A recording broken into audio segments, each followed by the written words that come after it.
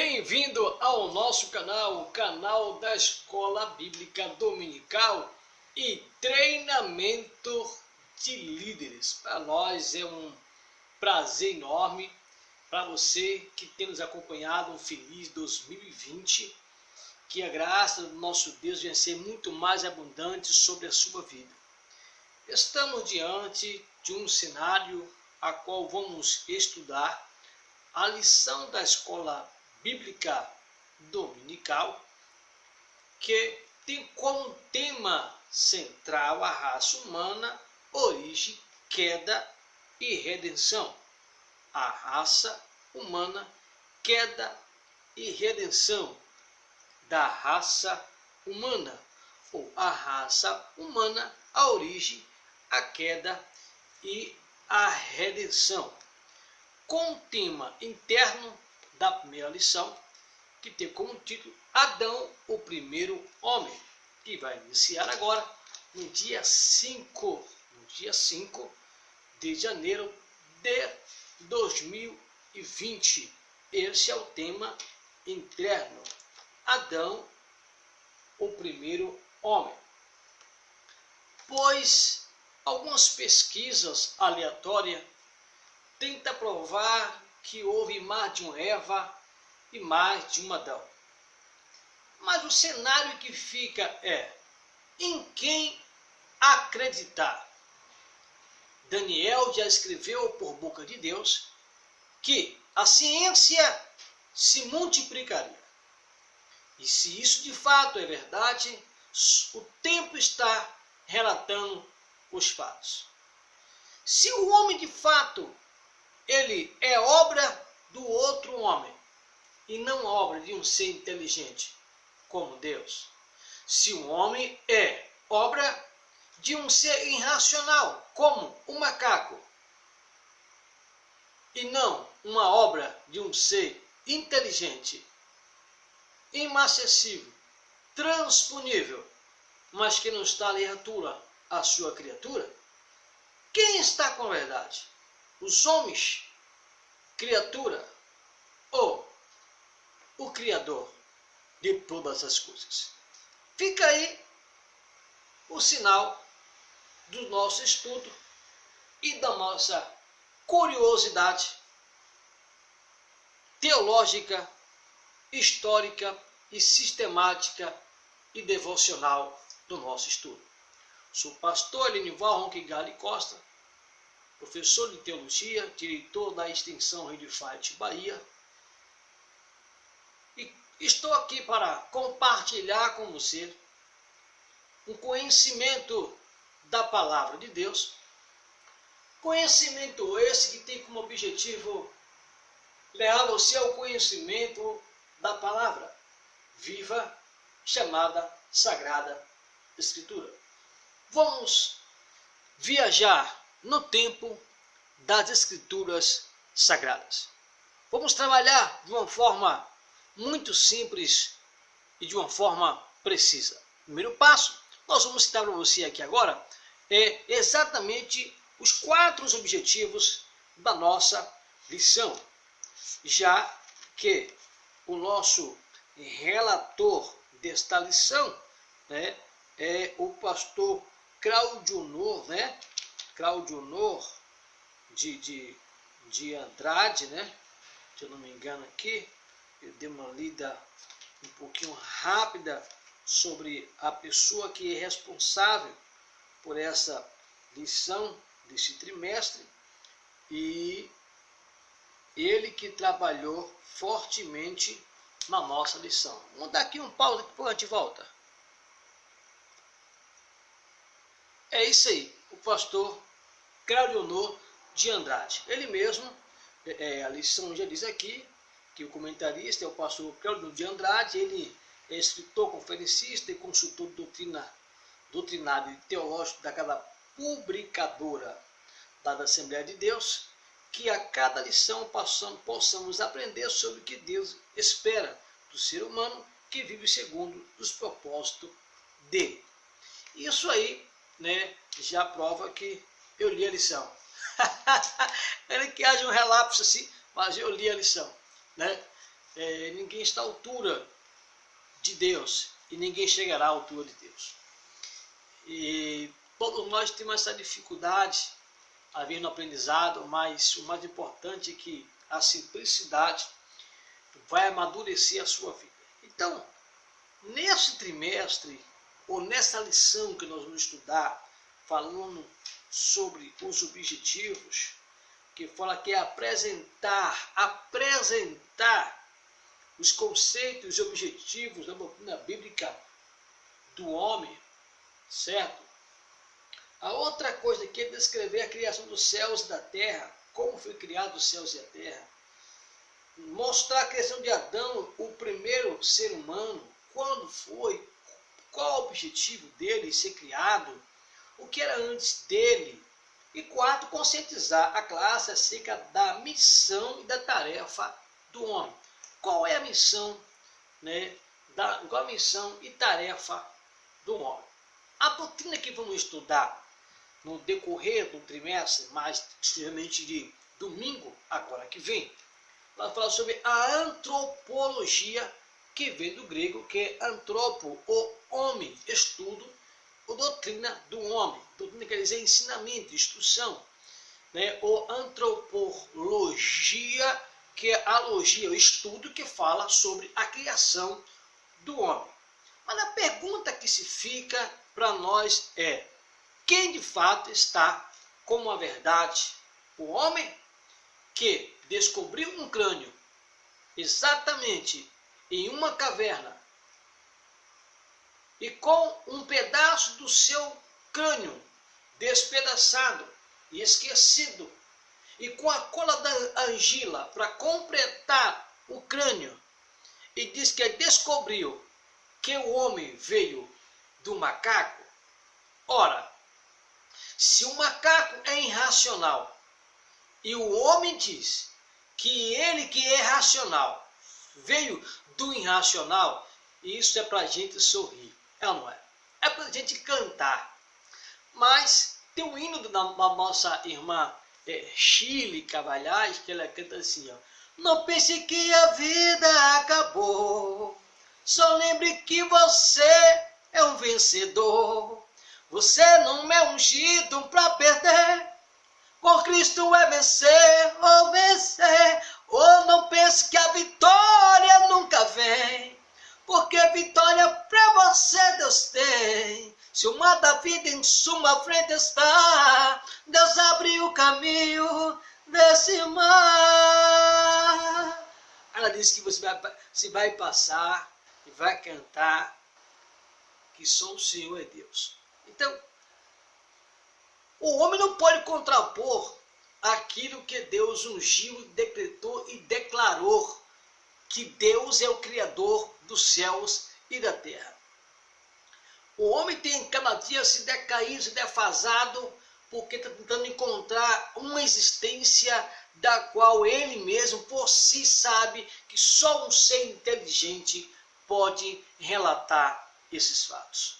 Você está no canal da Escola Bíblica Dominical Treinamento de Líder, pois nós da Rede Fight Extensão Coinonia Bahia estamos aqui para abençoar a sua vida. Vamos lá? Vamos entrar aqui sobre a doutrina bíblica do homem. A doutrina bíblica do homem, entre outras coisas, busca responder a esta pergunta: que é o homem? Que é o homem? O homem é fruto da imaginação, de uma ideia da qual alguém descobriu um crânio, faltando um pedaço, colocou a argila e diz que descobriu que o homem veio do macaco, de um ser irracional, sendo ele racional.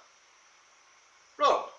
Definição: a doutrina bíblica do homem é o ensino sistemático das verdades referentes ao ser humano. Ou seja, a doutrina bíblica do homem é uma doutrina sistemática do ensino sobre o homem. Isso é a doutrina sistemática do homem. que encontramos nas Sagradas Escrituras do Antigo ao Novo Testamento, ou seja, que falar do tempo anterior até o Novo Testamento e também o tempo presente que vivemos, porque eu estou num tempo depois do Novo Testamento, correto? Então, essa disciplina centrada na Bíblia Sagrada tem como objetivo estabelecer o lugar do homem na criação e no reino de Deus. No âmbito da teologia sistemática, ela é conhecida como antropologia, que em grego significa literalmente estudo do homem. Agora, vamos para os fundamentos dos quais nós vamos aqui aprender quais são os fundamentos. O principal fundamento doutrinário da Bíblia, do homem, encontra-se, obviamente, na Bíblia Sagrada, nossa única regra infalível de fé e prática, ou seja, o primeiro fundamento para se estudar o homem é a Bíblia Sagrada, que é um fundamento de regra de fé, de prática daquela pessoa que acredita que Deus, ele é o criador dessa doutrina, desse ser humano que pode ser estudado, o homem. Todavia, servimos também como fonte auxiliar do nosso credo, da declaração de fé da Assembleia de Deus no Brasil e dos livros textos devidamente aprovados pela autoridade da nossa igreja. A igreja fala instituição, que a igreja, na verdade, ela é o corpo, né? A instituição CNPJ. Então, essa gama de liderança da Assembleia de Deus, pegando o estudo da antropologia, do estudo da doutrina que fala sobre o homem, dos gêneros do Antigo Testamento, e no século que se segue após da era cristã, criou um credo religioso que eles acreditam que está plenamente de acordo com aquilo que a Bíblia está relatando. Um exemplo do credo religioso é que nós cremos que Jesus foi gerado da Virgem Maria, de uma mulher imaculada, certo? De uma virgem, estava desposada, aguardando um casamento, que um anjo do Senhor apareceu para ela e deu a seguinte mensagem: alegra-te, favorecida, porque o Senhor é contigo. E aí começa agora a trazer um cenário que ela geraria um filho, colocaria o nome de Emanuel, que quer dizer Deus conosco, que Deus salvaria o seu povo. Nós cremos também que Maria teve outros filhos depois de Jesus, com o mesmo José, e José com a mesma Maria. Já a Igreja Católica, ela acredita que Maria continuou virgem e que não teve nenhum contato com José após o casamento. Agora, imagine quem foi que provou isso em algum texto sagrado. Aonde é que está na Bíblia que um homem que vai casar com a mulher não vai ter relação sexual com ela? Me mostra na Bíblia alguma coisa que prove isso aí. Então, isso é um desvio da Bíblia para trazer uma ideia apenas para continuar, por que não falar com a indulgência, né? A indulgência onde eu posso planificar em uma pessoa uma crença e levar as pessoas a simplesmente acreditar que alguém é alguma coisa e que nela eu posso extrair muito dinheiro. O que acontece, né? A pessoa vai ali, faz aqueles processos religiosos e a pessoa acaba também dando dinheiro para aquela instituição em cima daquilo que eles ensinou. Não é o dízimo e oferta que é bíblico, né? Mas assim, a indulgência ainda no século 20, 21, que continua com essa imagem de que Maria permanece sendo virgem até hoje, não sei aonde, né?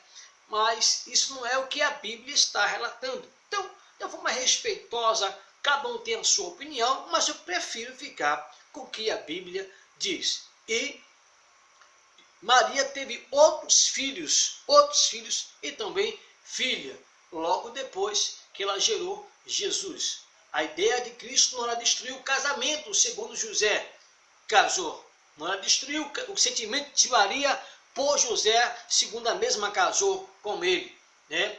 Já que a própria ideia do casamento na Bíblia é desposá-la, né? É desposá-la. Não tinha como haver um casamento sem desposar. Então a Bíblia fala que José casou-se com Maria e Maria casou-se com José. E se eles dois casaram, biblicamente falando, então ele desposou Maria, teve ato sexual com Maria, já que o Espírito Santo não é nada disso natural. Ele diz que a unção de Deus envolveu Maria e gerou em Maria Jesus, né? A unção do Espírito, né? A abra do Espírito foi que encheu Maria da sua glória e Maria concebeu Jesus pelo Espírito Santo, né? O sopro nela e ela gerou Jesus. Então, Maria não foi tocada por José para gerar Jesus, né? Mas José casou com Maria. E se ele casou,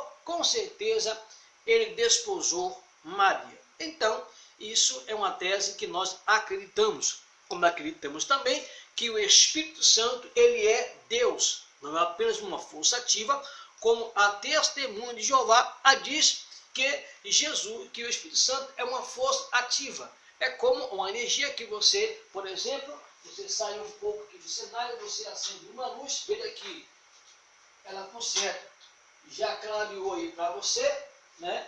Aí você sai aqui, vai do outro lado e acende uma outra luz. Então isso prova automaticamente, né? Daqui não acendeu, não. Dá para você ter uma ideia. Então, quando você acende uma luz, você ativa um clarão melhor no ambiente. E quando você desativa essa luz, é como eu sair aqui, você não está me vendo. Como você recentemente, eu volto e você está me vendo. Então é uma força ativa que não tem intelecto. De acordo com a carta de São Paulo, à igreja que está em Corinto, no capítulo 12, versículo 8 a seguir, diz que o Espírito Santo é ele que dá o dom da sabedoria, o dom de discernimento de espírito, o dom de línguas estranhas e o dom de interpretar as línguas estranhas. A Bíblia diz que esse Espírito é o que faz todas as coisas e distribui a cada um como quer. Se ele distribui a cada um como quer, segundo o seu fim proveituoso, esse Espírito não é uma força ativa, ele é uma pessoa. Quando Jesus relata no capítulo 16 de João, no versículo 8, diz que quando ele enviasse o Espírito Santo, que ele viesse, a Bíblia diz que Jesus falou. Você crê em Jesus? A Bíblia diz que Jesus falou que o Espírito Santo, quando ele viesse, ele convenceria o mundo do pecado, da justiça e do juízo. Uma força ativa não pode convencer ninguém, porque ele não tem intelecto, não tem força de vontade, ele não tem definição, né? Ele não tem argumento. O Espírito Santo, ele é uma pessoa. A Bíblia fala, por exemplo, que também esse Espírito Santo, ele intercede por nós com gemido e inexprimível. Só um ser inteligente de elocução, ele consegue sentir o sentimento de um outro. Um ser de uma outra espécie não pode sentir a dor que você sente especificamente e chorar com você com toda precisão, né? Um animal à sua volta, ela pode sentir pelo ambiente se ele é bem recebido ou não, mas ele não pode ter o senso espiritual de falar a você as verdades de Deus, da criação, falar das coisas que pertencem, como você vai comprar, onde é o mercado, né? Aonde é um depósito, enfim, o espaço não é propício para esse momento. Então é por isso que você tem que entender que o Espírito Santo de Deus, ele não é uma força ativa. O Espírito Santo, ele é uma pessoa, né? Vejamos que a Bíblia também a chama de Abba, né? De Abba, o Abba Pai, né? Aquela pessoa que lhe acolhe com sentimento precioso. No livro de Atos dos Apóstolos, o livro histórico, diz que esse Espírito Santo ele pode ser resistido. Diz que as pessoas podem resistir a esse Espírito Santo. Então, se ele pode ser resistido, ele é uma pessoa. Então, esse Espírito Santo, ele tem as suas funções administrativas. A Bíblia fala que é ele que dá o dom da sabedoria, do conhecimento, de falar em línguas estranhas, de interpretar as línguas estranhas, de dar variedade de línguas estranhas, que dá o dom de curar, o dom de sinais, prodígios e maravilhas. Se ele faz isso para que as pessoas sejam curadas, então isso não é uma força ativa, isso é uma pessoa. Ele tem vontade própria, ele tem emoção, ele tem locução, né? Ele tem essa expressão que só o ser humano pode adquirir na sua essência, da qual a imagem, na semelhança de Deus encorpada no homem. Pois vamos agora traçar esse ponto que você já leu comigo, que é os fundamentos.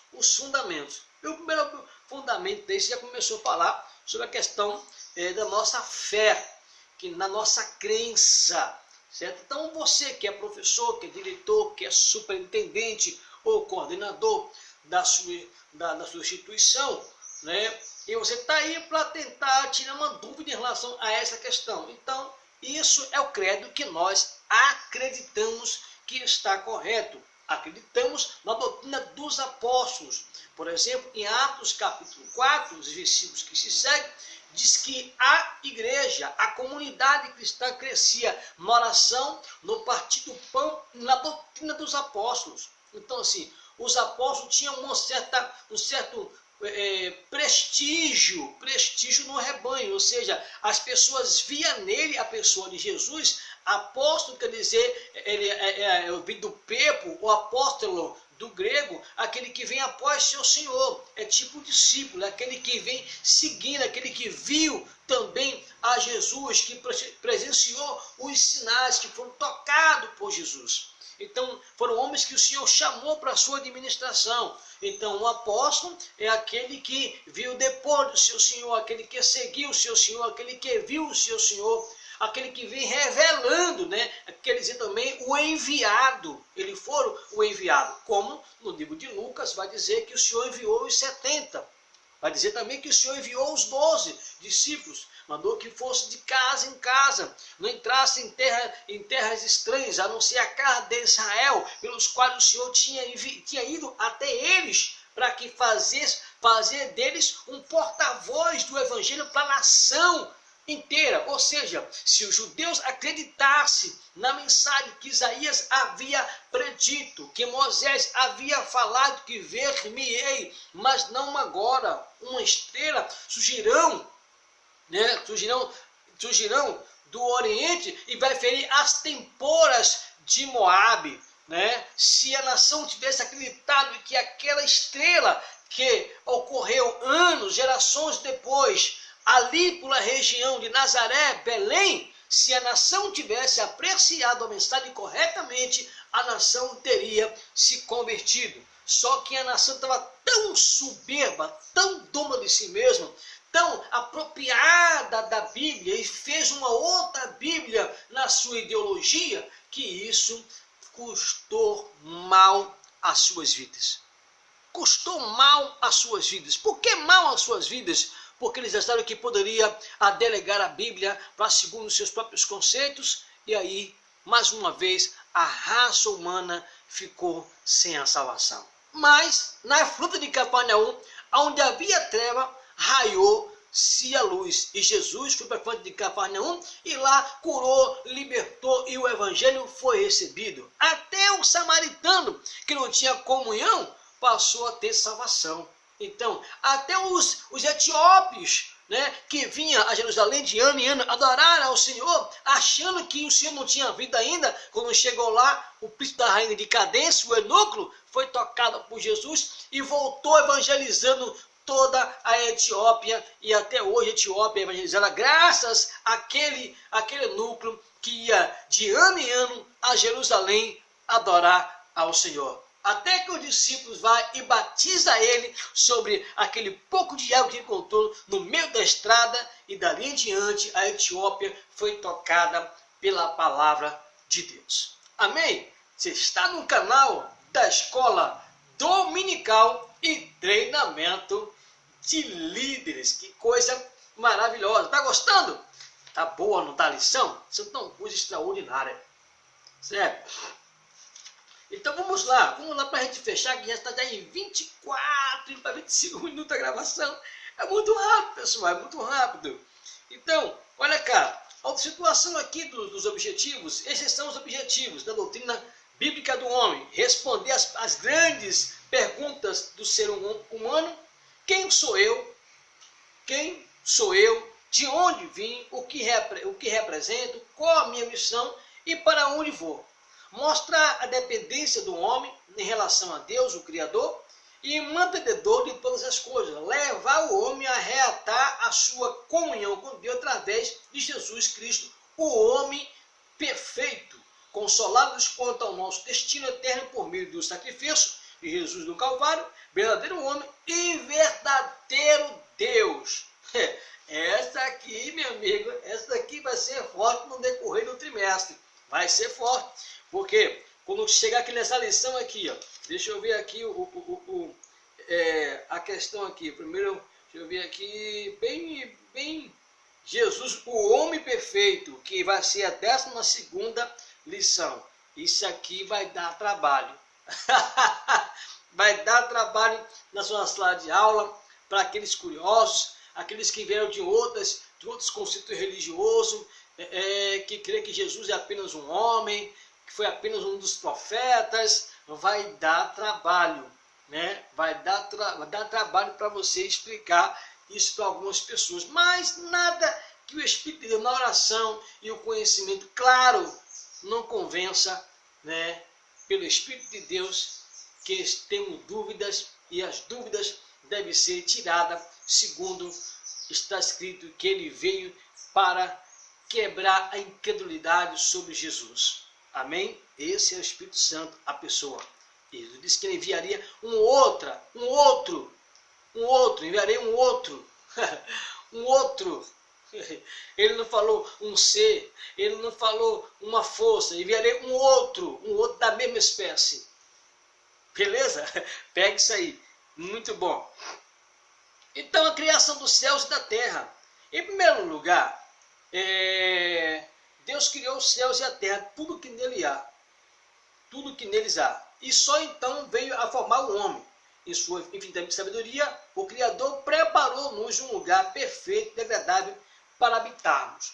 Em Gênesis capítulo 1, versículo 1, 2 e 3, o primeiro versículo diz que Deus fez os céus e a terra. No estudo teológico, estudamos a questão de Deus como, na verdade, a expressão que a gente chama que é a terra original. Em Gênesis 1, versículo 2, fala sobre uma terra caótica, que diz que a terra sem forma e vazia. No versículo 3, já fala a expressão mais rica, que diz que disse Deus, haja luz e houve luz. Conhecemos como a terra é restaurada. E como nós estudamos aqui, percebemos que Deus primeiro fez os céus e a terra. Antes de vir os homens, já existiam os anjos. Os anjos. Você vai entender, por exemplo, que quando o Isaías, por boca de Deus, relata a história do rei de Tiro que queria ser semelhante a Deus, ele levou o seu sentimento acima do trono de Deus e etc., que há uma peinificação, mostrando que Satanás, Lúcifer, estava por trás daquela situação, que era uma revelação do que houve lá atrás, no mundo invisível, a qual os nomes não existiam. E isso é verdade. Então Deus criou os anjos com as suas hierarquias, né, cada um com sua missão específica, o arcanjo, né, os serafins, os querubins, e cada um com a sua missão, e são milhares, milhões de milhões, cada um com a missão específica. O que não podemos perder de cor nessa lição é que quando Deus criou o homem, Deus criou o homem logo depois que ele já havia feito também os seres espirituais, que não tinha nem céus, não tinha terra, melhor dizendo, não existia terra, né? No mundo invisível não tinha terra. Então depois que Deus criou a terra, e depois também Deus criou o homem e colocou o homem nesse ambiente. Vamos aqui para o tópico, nós estamos no tópico 2 já, né? Pulamos aqui o tópico 2. Vamos falar aqui sobre a criação dos anjos. Por exemplo, aqui, ó, a criação dos céus e dos anjos. A primeira coisa que Deus criou foram os céus. Em seguida, os anjos. Depois de chamá-los à existência do Senhor, o Senhor pôs-se a criar a terra e tudo quanto nele se contém. Isso está em Gênesis, livro de Gênesis 1:1, Salmo 33, versículo 6, e o livro de Gênesis 1 e Jó, capítulo 38, versículo 1 ao versículo 11. Isso é a expressão onde está os versículos.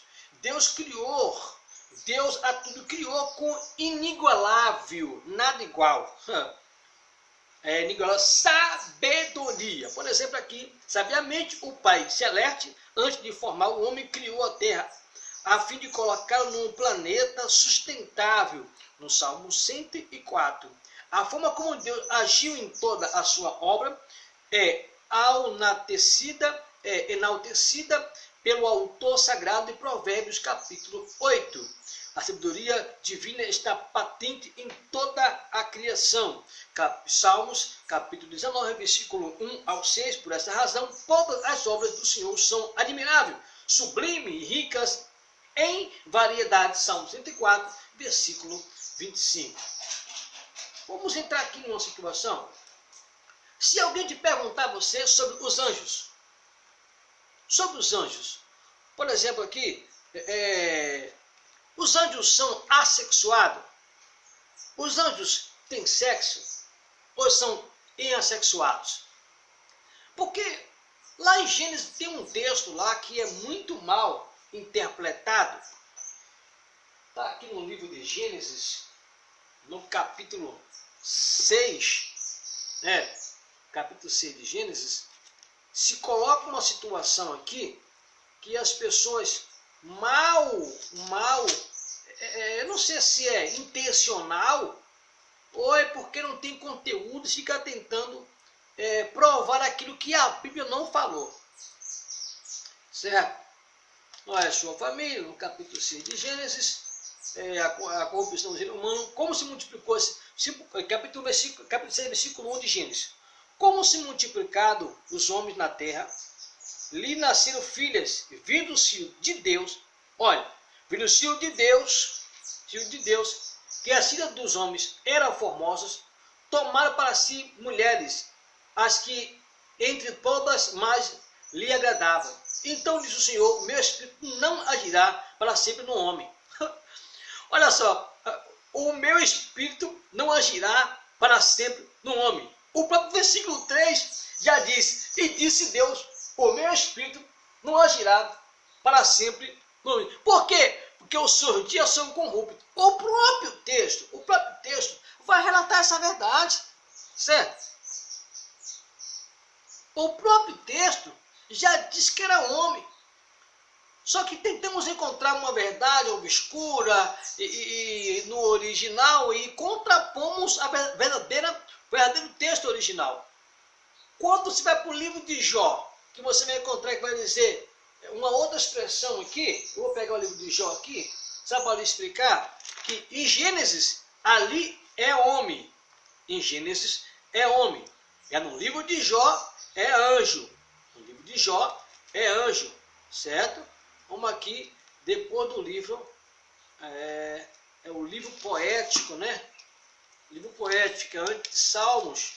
Olha, veja a história de Jó, como o texto se revela por si mesmo. Aqui, ó. Olha só, eu vou ler para você entender, porque até o versículo 6. Havia um homem na terra de Uz, cujo nome era Jó, você já sabe sobre isso. Versículo 4, seus filhos iam às suas casas do outro e fazia banquete, cada um por sua vez. No versículo 5, para fecharmos aqui, decorrido o turno do dia em que seus banquetes chamava Jó, seus filhos, e os santificavam, levantava-se de madrugada, oferecia holocausto, segundo o número de todos eles, pois dizia, talvez tenha pecado meus filhos e blasfemado contra Deus em seu coração, e assim o fazia Jó continuamente.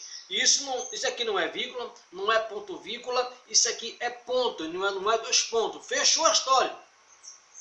No versículo 6, ela diz, no dia seguinte, em que os filhos de Deus vieram apresentar perante o Senhor, veio também Satanás a eles. Então perguntou o Senhor a Satanás, de onde vens? Olha, como o texto diz, no dia seguinte os filhos de Deus vieram apresentar-se perante o Senhor, veio também Satanás entre eles. A questão é, como usa a expressão filho de Deus lá em Gênesis, usa filho de Deus aqui no livro de Jó? O original do hebraico para esse texto é diferenciado. No livro de Gênesis, logo no versículo 3, já diz que Deus está punindo os homens, não anjo. Versículo 3 diz que Deus diz que o seu espírito não mais agiria no homem e decretou que o seu dia seria 120 dias de vida.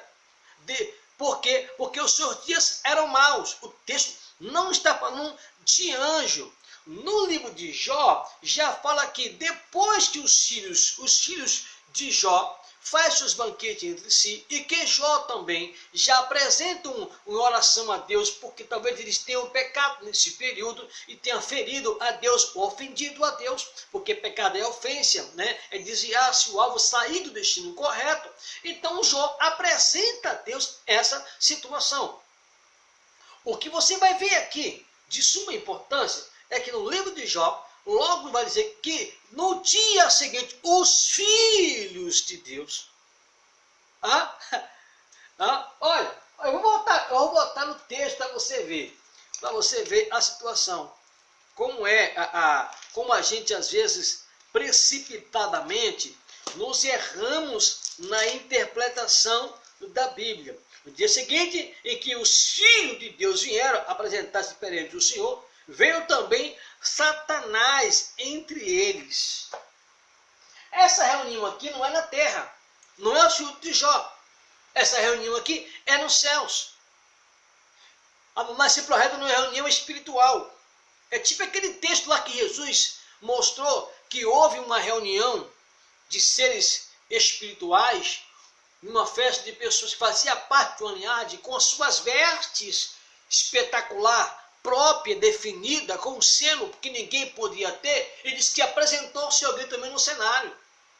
Mas as suas vestes não eram de núpcia. Isso se refere também a essa versão aqui, a essa situação aqui. Pessoas que se projetou no meio espiritual como seres espirituais, que era o próprio Satanás. E o Senhor lança no seu rosto agora a situação, lá no versículo 5, 1 ao 5. Observaste meu servo Jó, homem íntegro, que se desvia-se do mal.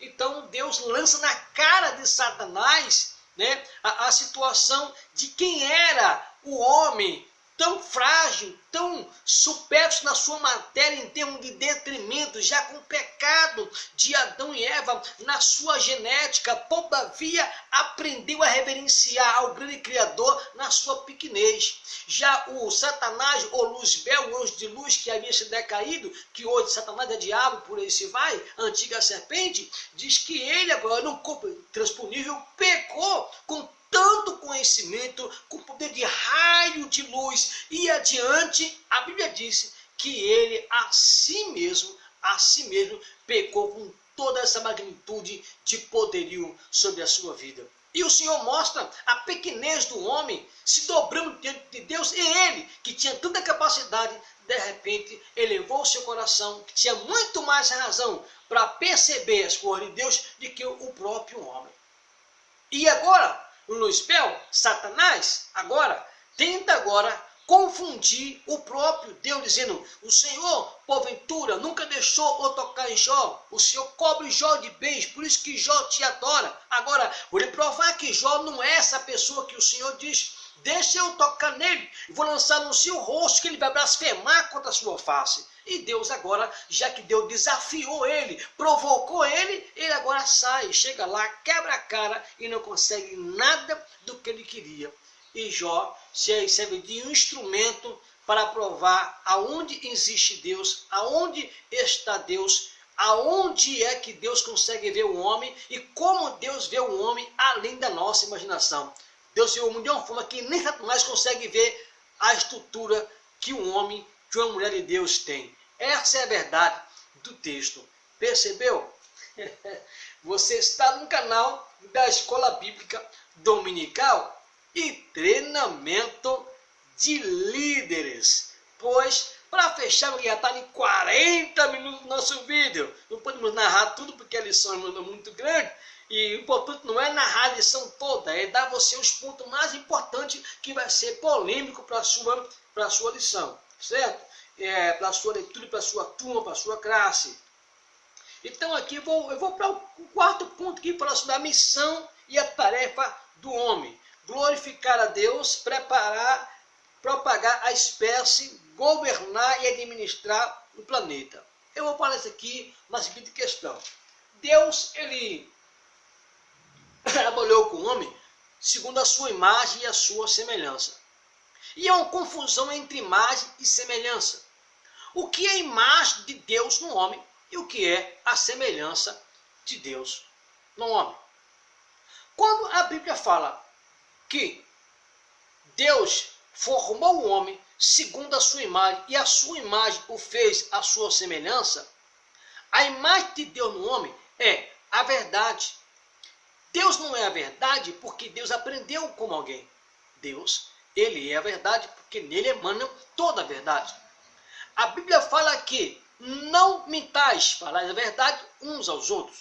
A Bíblia há de dizer a seguinte expressão, que Deus ele é misericordioso. Em Mateus capítulo 5 diz, sede misericordiosos, né, para que alcanceis a misericórdia. No livro segundo escreveu São Mateus, pelo Espírito Santo de Deus, inspirado no texto, diz, sede santo, assim como o Senhor, vosso Deus Pai, é santo, em toda a vossa forma de viver, mostrando que Deus ele é santo, que a semelhança da santidade tem que estar no homem. A imagem de Deus tem que estar no homem. A imagem tem que estar no homem, não é semelhança, a imagem. Então, a Bíblia diz que as misericórdias do Senhor é a causa de não sermos consumidos, mostrando que Deus, ele não muda. O texto diz o seguinte, é por isso que eu não mudo. Deus fala, por isso que eu não mudo. Se Deus mudasse, a gente seria mutuamente destruído. Então, a sua misericórdia não tem fim, são de geração a geração. Por isso é que esse ato tem que estar em mim, tem que estar em você. A Bíblia fala que Deus ele é justo. E a Bíblia fala o seguinte, no livro do Apocalipse, aquele que é justo, continue-se na prática da justiça. Mostrando que Deus ele é justo. Aquele que é santo continue na prática da santificação. Então, essa é a realidade do nosso texto. Esse é o cenário da nossa vida, como a imagem de Deus no homem. E qual é a semelhança de Deus no homem? A semelhança é o domínio, é o governo, o poder de administrar, o poder de liderar, o poder de construir, o poder de inovar, o poder de permanecer criando estruturas sólidas, né? O poder de aclamar a nação para um trabalho pleno, para uma visão plena, né? Como a ciência se multiplicou, geladeira, micro-ondas, fogão, internet hoje está fácil. Como eu poderia fazer um vídeo desse hoje se a ciência não tivesse se multiplicado? Segundo o profeta Daniel, Deus falou pela sua boca para a nação que a ciência no decorrer do tempo ele se multiplicaria e está aqui. Nós temos prova disso, vivendo o que a Bíblia diz agora. Quem podia ter uma televisão? Quem, na minha essência, dos meus 8 anos de idade, quem tinha um telefone na sua casa? Só quem era de setor público ou trabalhava na Petrobras, pessoas que mais tinham aparelhos e comprou as linhas e ficou ali, depois revendeu. Alguns não venderam. Então, assim, veja quem tinha o poder, o monopólio da mão dos poderosos. E veio o governo, até que chegou nessa gestão que um celular pode fazer de você, né, um telespectador, farei de você também um orador, um apresentador, né? Tudo isso ocorrendo aqui agora em tempo real. Seja bem-vindo ao nosso canal da Escola Bíblica Dominical, encerrando mais um vídeo, e é você que a próxima lição, se nos permitir o Senhor oportunidade, vamos falar sobre a natureza do ser humano. Esse vídeo está em quase 50 minutos, mas tem um propósito melhor, oferecer a você o melhor. E fica conosco, porque logo voltaremos com a segunda aula. Deus abençoe